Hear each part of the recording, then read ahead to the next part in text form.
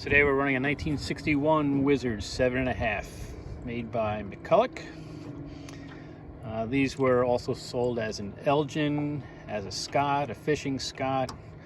There's a whole bunch of different models. A lot of people aren't crazy about these. I just think it's so neat looking. I had to get one running. They're super lightweight. I think it weighs 38 pounds or 40 pounds, something like that. It's got a nice carrying handle on the saddle, and you can click a little button down here and fold the handle down next to the engine, so it's very compact and go in your trunk or your suitcase if you want that smelling like gas. Typically it has one clamp screw in the middle, but I put the optional 2 clamp screw setup on it, which was made by McCulloch, and it prevents the engine from twisting around in the transom.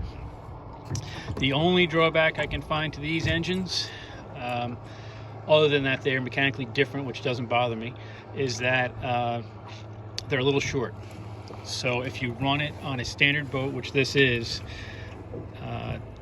they'll overheat at high speed if you run at high speed for a long period of time. So they really need a custom boat with a cut down transom, at least an inch lower, I would imagine, and then that problem would go away. So that was the only drawback that I can see. A lot of people complain about that they're so hard to work on, and, but they're really not. The carburetor is a little tough to get off, but you can do it without pulling the power head. Most people say you got to do that, but you don't. It's got a unique carburetor on it that maybe I'll show you after I run it, that has a diaphragm fuel pump right on the side of it. But let's go for a ride first.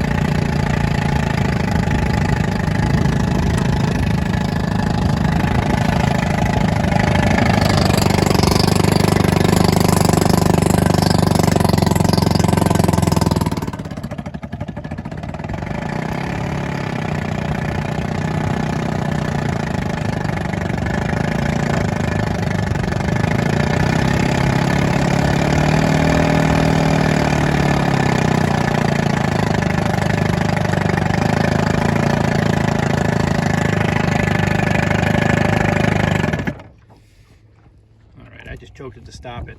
So you can see it pumps water fine at lower speeds, but at high speed you can actually hear it gurgling. It aerates the propeller a little bit, and the water inlets probably get aerated coolant. I forgot to mention, this has a bailing function here. This fitting on the side, it has 2 water pumps. One of the pumps is to suck water out of the boat.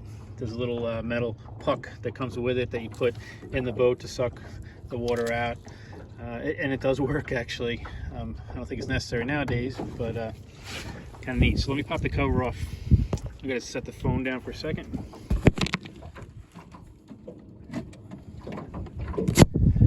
Okay, so has these 2 plungers, this plunger here and over here, that releases the latches, and this is that carburetor I was telling you about. It's got a diaphragm on the bottom down here. Okay, it's got a float bowl over here that's got a super sensitive float adjustment on it, and then just a standard choke flap on the top. All right, but once you put a new diaphragm in there, if you had a problem, let's say with the float setting, which I actually did at one point, you can just remove this screw, and there's a screw farther back with the flywheel off. You can take out the other screw and take the top of the carburetor off to service it, and just leave that part there. All right, other than that, you'd have to pull the power head to remove the entire carburetor. All right, but it's neat. It's got a nice strong spark on it, so it runs well. I'm just gonna have to use it slow so it doesn't overheat, or get another boat for my smaller engines with a shorter transom on it. But overall, neat engine. Wizard, made by McCulloch.